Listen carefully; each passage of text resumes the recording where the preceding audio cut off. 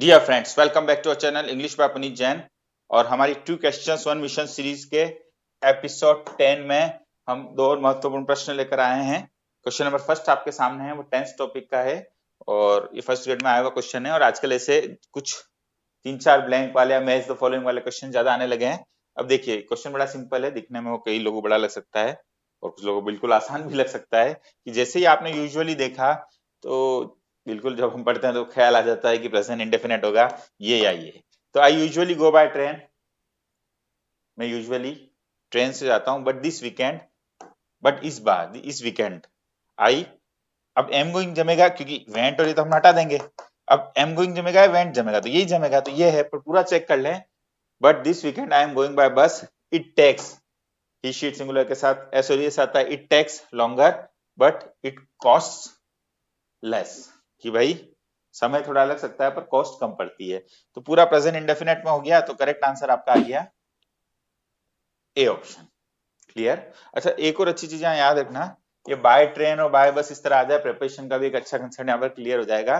बीच में कोई आर्टिकल भरना हो तो आप कोई आर्टिकल नहीं लगाएं, जब बाय आ जाए और इस तरह ट्रेन या बस आ जाए। चलिए अगला प्रश्न, transform the given sentence into direct speech.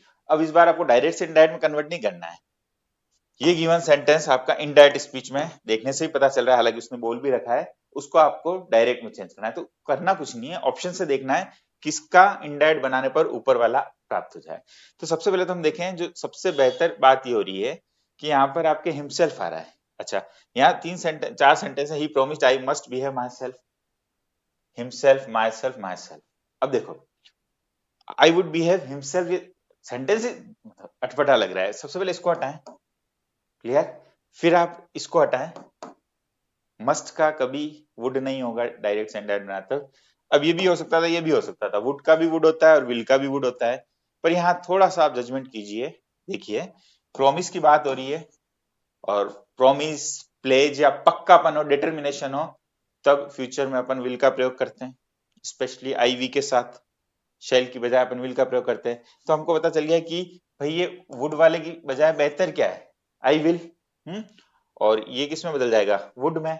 अच्छा, प्रोनाउन भी देखें, आई फर्स्ट पर्सन है, माय, तो आई और माय किसके हिसाब से चेंज होंगे, सब्जेक्ट के मुताबिक। सन वाला रूल अपन ने पढ़ा है, तो ये बन जाएगा ही वुड बिहेव हिमसेल्फ। तो कुल मिला के अपना जो करेक्ट आंसर होगा वो होगा आंसर डी।